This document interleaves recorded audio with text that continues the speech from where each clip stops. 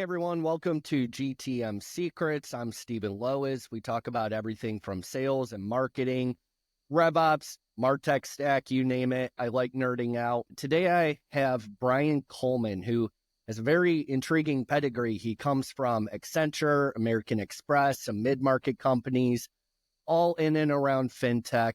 Fintech is a lot of our audience, so I wanted to have him on here and share some of his experience. But Brian, do you want to take a second and introduce yourself? Sure. It's great to meet you, Stephen, and thank you for the generous introduction. The only other thing that I'll add is I'm very customer first in terms of how I go to market. And I do have a lot of experience bringing customer first experiences to my audience through digital channels. So those are two additional areas of domain that are of particular interest to me that I'm sure will be part of our conversation today. So I want to stay on that for just 1 second. Everybody says be customer focused. Everybody says know your ICP, etc. What do you mean when you say that you're especially customer focused? Like, how do you actually put that into practice?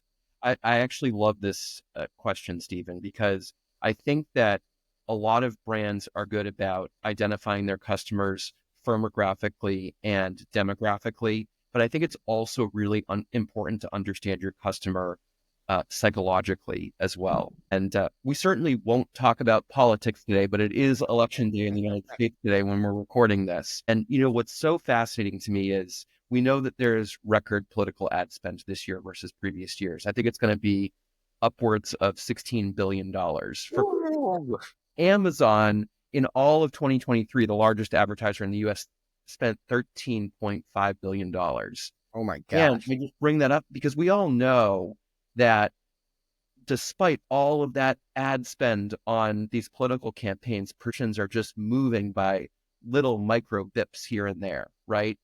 And that's because of human psychology, which is critically important to understand as a marketer.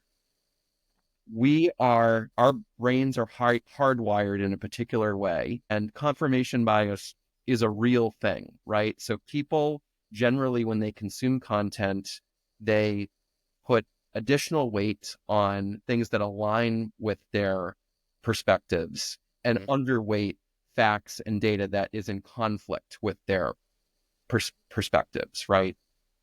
And so I just say this because as go-to-market professionals, as marketers, as sales agents, we have really difficult jobs. And so we have a decision to make about, do we want to swim against the tide or do we want to swim with the tide? And I think that part of being customer first is understanding our customers and swimming with their tides. I'm going to give you a really concrete example here just to make it come to life, right? Obviously, given the nature of my marketing experience, I've done a lot of work with targeting and messaging to finance and accounting professionals. And so I'm just going to bring to life a typical controller. What does a controller care about? It's literally in their job title. They care about control, right? And so working for a technology brand, like some of the brands I've worked for previously, you can go to a controller with a message around efficiency and automation, but that's a choice to swim against the tide, right? A better message is understanding that psychologically, that's what, now granted, controllers, like all people, are snowflakes and no two are the same, but generally speaking, they probably have some negative perceptions around automation because they perceive that automation will reduce their control over their processes, right? And so same product, right? But you can either go in with an efficiency message or you can understand the psychology of your buyer and go in with a message around how this solution can actually enhance your controls, right? So when I talk about being customer first, it's really understanding the customer in their totality, who they work for, the firmographics of the firm they work for, certainly who they are demographically, like age and, sort of based on that, making some assumptions around the degree to which they've embraced different solutions and technologies. But you really also have to understand who they are psychologically as well. That's critically important to being customer first.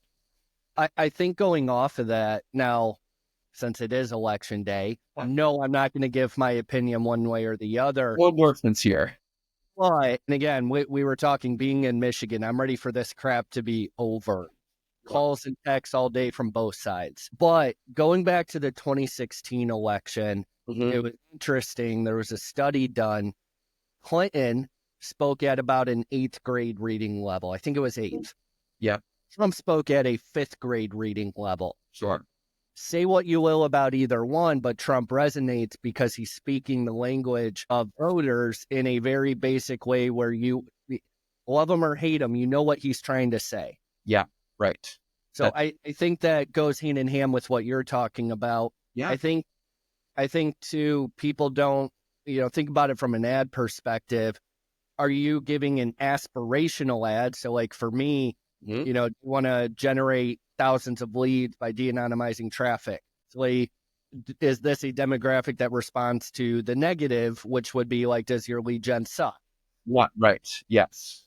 So I hear you diving into the psychographics and how do these people talk, et cetera, more than just that's right. 45 to 55 male in B2B. I'm making it up. That's right. That's right. I mean, what do you do with that, right? The psychological profile of your customer is much more actionable, I believe, right? Yeah. Yes. No, I fully agree. Now, let's go back to your time at Amex. Sure. You guys have brand equity out the wazoo. I've got 3 Amex cards sitting in my wallet. Obviously, you know what you're doing. But what I'm really curious about is you were targeting the SMB market. Yeah.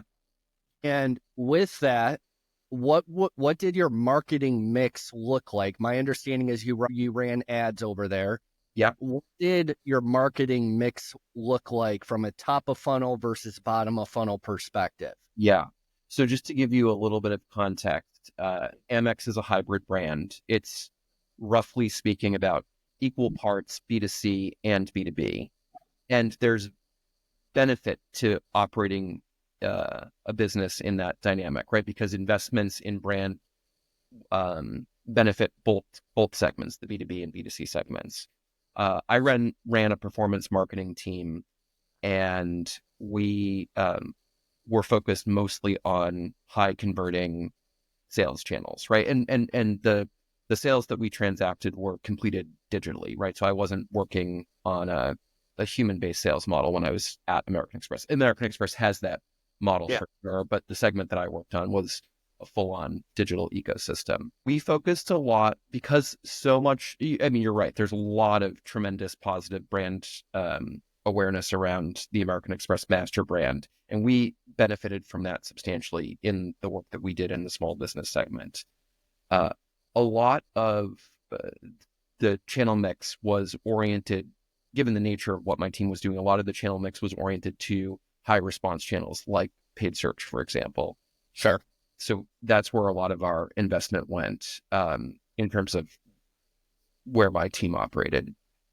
From a messaging perspective, we tried as best to lean into the best of American Express. So, for example, many people know the premium products of American Express, like the Platinum card. Yep. And what we found in our marketing was that Platinum was one of our best products to promote because it's a full demonstration of the breadth of what American Express can offer to you. Now, not everyone that sees that advertising needs the Platinum card or desires the Platinum card, but they still are inspired to go into a buyer journey, even if they ultimately select a different product, because they see the breadth of what American Express can offer them through experience Platinum advertising. Yeah, they may select the blue card at the end of the day, but the shiny, sexy one is the Platinum card. Correct. That's right. I'm tracking with you. Yeah. So we love to market that product because Platinum cards sell Platinum advertising sells Platinum cards, and it sells gold cards, and it sells blue cards. Yep. Okay, makes sense. Now, did you do any retargeting bottom of funnel stuff, or was it literally Google search, Bing search, and that's it? We did do a lot of retargeting. That was effective for us because for the small business segment, it was on average about a 3-month decision timeline. Of course, the variance of the buyer journey, the timing that the buyer journey took was broad, but on average, it was about 3 months. And so being able to re-engage the audience through those tactics were important and effective. surprised it's so long. A platinum card is like $500. Yeah, it depends on the segment. So the smaller end of the small business segment was often a single decision maker, right? Yeah. Who can make their decision a bit more quickly. But on the higher end of the SMB segment, when you get into companies that have revenue of $1 million and more, that's Sure. when you sometimes have a more complex buyer journey around there being multiple decision makers. They would be more inclined to look at a broader set of alternatives before making a final decision. Makes sense, especially when there's competitors like Brex and Founder cards and whatnot that are going after the same market. That does make sense. Yes. So here's my next question. Still at your Amex experience, you manage cross-selling. I've been a part of so many companies. They offer more than one thing, and yet they suck at cross-selling. You can't get them to do it if their life depended on it. How did you incentivize the team to cross-sell? What kind of marketing did you use, et cetera? It's a little broad. Yeah. What helped us was, generally speaking, American Express benefits from high net promoter score. Business owners love the brand. They're looking they're looking for more ways to use the brand, right? So we had that wind at our back, if you will. A lot of it was around segmenting our base to understand sentiment, because that is critical to understand in terms of who you want to target for cross-sell treatments. So sentiment was one factor. And then another factor was need. So for example, we had the best data team that I've ever had the benefit of working with. And they we had a lot of great internal data, but we also procured some third-party data as well. And so if we knew that there was a customer who had a great high level of satisfaction with the brand, and for example, they were opening a second location or starting an additional business, you I'm sure know that serial entrepreneurship is a thing. Successful business owners often start additional businesses, right? And so putting together the understanding of the customer's sentiment and understanding how their business is evolving were the two key ingredients for how we identified who we would treat and what we would treat them with. How would you guys identify, hey, this person's opening up a new branch or a new company, et cetera? A lot of that was leveraging third-party data. Got it. Okay. Yeah. I'd expect Amex to have, a good chunk of data. That sounds very... And they do. But obviously, they can only see what they touch, and there's a lot of activity that happens outside of the Amex ecosystem. So it's, our data and analytics teams were great at marrying both our internal data and getting the most out of that and augmenting it with some external data. Sure. Now, going to your mid-market experience, I'm sure you learned a lot from Accenture and Amex, et cetera. But going to your mid-market experience, again, there's a metric ton of expense management platforms out there. Yes. In all different, shapes and sizes. We had Airbase on just recently. Sure. How does your go-to-market differ from the many, many other CMOs and heads of marketing that are trying to do the same thing, sell the same things? And did you learn anything, or what specifically did you learn from your enterprise experience that you took to mid-market? Well, what I would share with you is the buyer journey has changed pretty dramatically over the last, pick a period of time, but let's say last decade or so, right?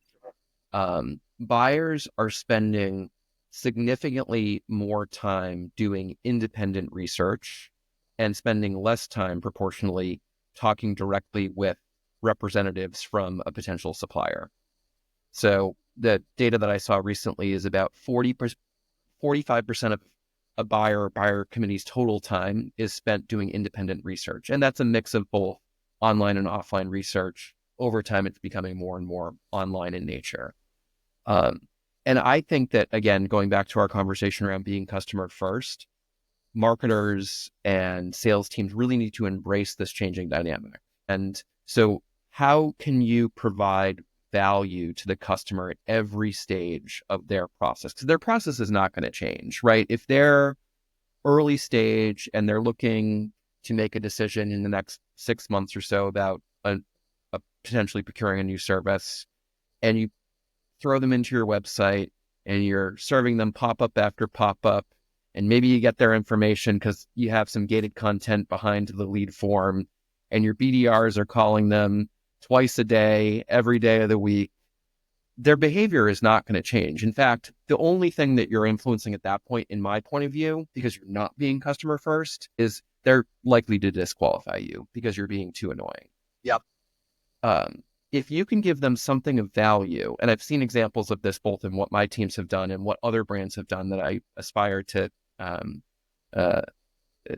borrow from or steal from, you might say, is aligning what you offer to them with where they are in their stage. So say, for example, you understand that they're earlier in their buying journey, maybe you just give them a free assessment, for example. And it depends on the nature of the service that you provide. Yep. But you collect some information from them and you give an assessment with that of your assessment of where they are in their maturity, given their current technology and current processes, right? Because actually, the other thing that I've seen is that the buyers are actually spending more time in internal meetings discussing their independent research than they are even with suppliers, right? So they're spending a lot of time doing independent research, and then they're spending second most highest proportion of their time discussing internally without a supplier being involved what they're seeing or what they've understood through their independent analysis. So, Stephen, if you're part of a 3-member buyer committee and you're looking to buy a new financial services technology solution to improve your accounting efficiency, and I give you an independent assessment for free, right? You could take that into your internal reviews and discuss that assessment. You're better equipped to have a constructive dialogue with the other members of your buying committee, right? So those are the types of things that brands have to start to think about. It's a big evolution from the way most B2B demand gen is working today. Most B2B demand gen, we all experience it because we all, as B2B marketers, are also buyers of solutions for ourselves and our teams. And it's the classic pop up, give me your information right now. And then, we're going to have our BDR team bombard you. Yeah. And by the way, that's a productive model for people who are ready to get brass tacks on their decision, right? So I'm not saying that is wrong, but that is incomplete in terms of serving the buyers. I think, and I've been a perpetrator of this too, but I think in B2B, too many people are focused on direct response marketing. Yeah. It's not like you're selling a widget on ClickFunnels, running a Facebook ad with an impulse decision. That's right. You may have to show 3 months worth of ads. There's I think it's called Hockey Stack. They came out with a report recently that said the average buyer needs to have a impression. So it could be email, could be ad, whatever, but they need to have a impression. I think it was like 250 or 270 times, which is just nuts. It is. And that's why I just want to loop back to the first part of our conversation. That's why I think it's critical to understand the psychology of your buyer.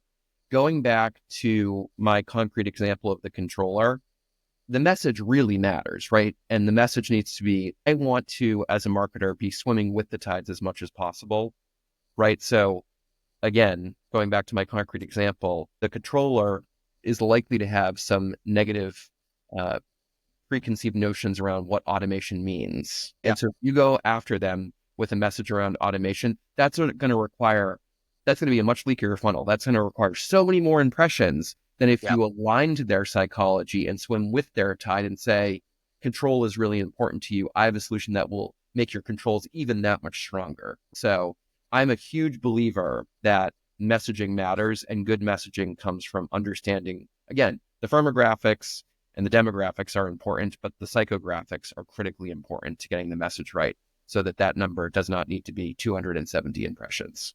Yep. No, 100%. Now, you've been the head of marketing at many companies. Are there specific tools in your MarTech stack that you like more than others, like CRM, email systems, analytics products, intent, whatever? I mean, I'm not going to endorse individual solutions. I think that a lot of these systems have sort of caught up with one another. So I'm not saying that, yes, I do have a preference for an email system and I do have a preference for a CRM, but I think the distance between it and its next best competitor, from my perspective, is not that large. Lemming. What I'm really interested in is where MarTech is going to evolve to. So I'm going to pivot your question a little bit to what I want to see from MarTech solution providers in the future. And it aligns again to being customer first and understanding who the customer is completely, including who they are psychographically. I would love to have some sort of experience that's cross-channel in nature, but I am thinking about digital manifestations of this solution where you can be more conversational with the customer. Now, granted, I know that there's been a tremendous amount of evolution to things like chatbots, but they're still a little bit rudimentary. I mean, we know when we're talking to a chatbot, right? I'm envisioning a future where the difference in experience between talking with a human and talking with a chatbot is less easy to identify, like is harder to know, right? Because I would love to just start having a conversation with a customer or prospective customer when they come to my website.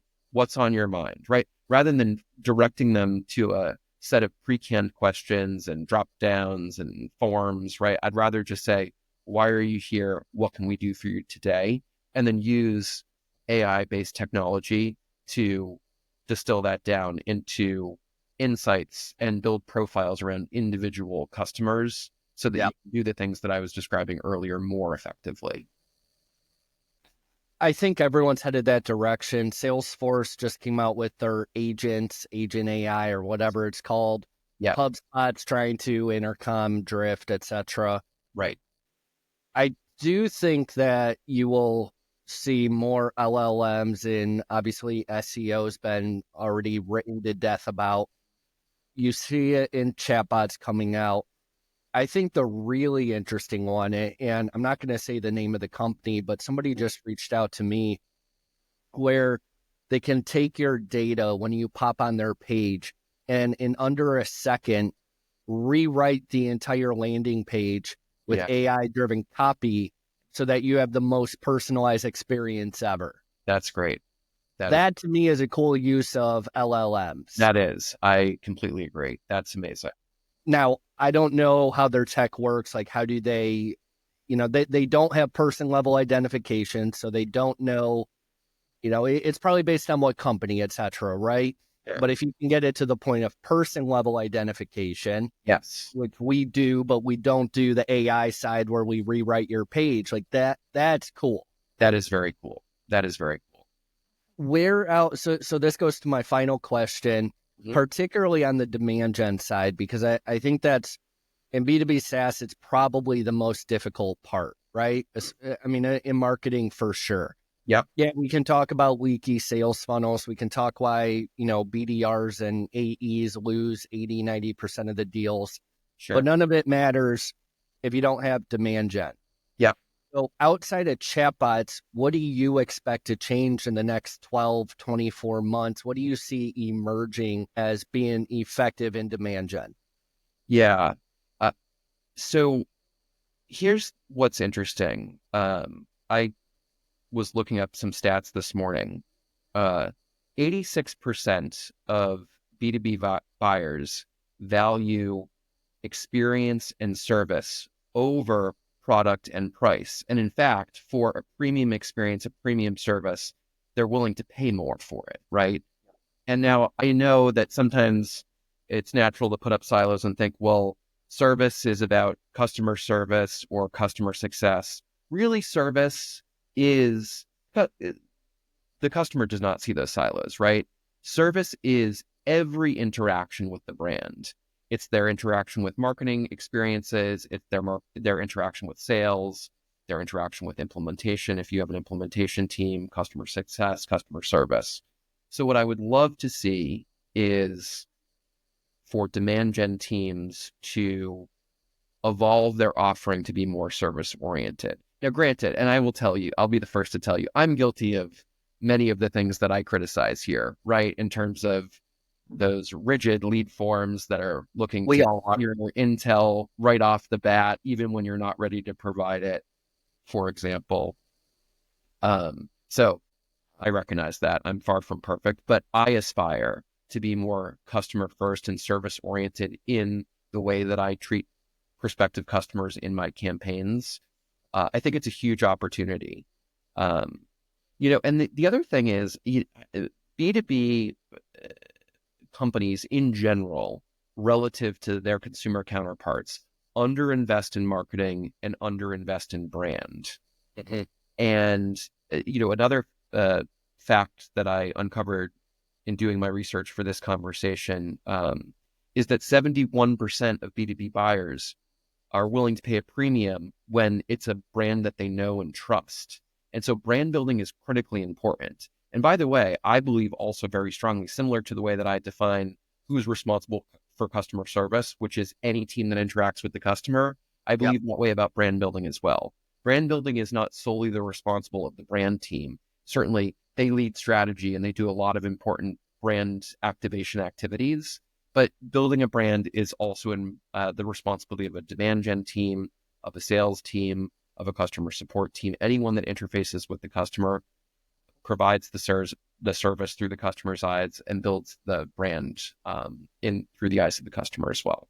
So I think that those are things that are top of mind for me. Is as I think about evolving the work of my team, how do we do it in such a way that, sure, we have to feed the pipeline and meet the needs of our sales team today, but the bigger call to duty, in my point of view, is how to do that work in a way that builds the brand and better serves the customer. Yep.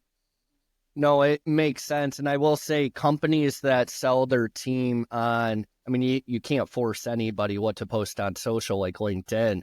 Yeah. But teams that sell their team on why it's important that they do, there's a lot of brand equity there. There's some company, who doesn't want to be the thought leader in the space, whatever. But when you make your whole company do that, that brings a lot of brand equity, to say the least, not just the marketer posting something. That's right.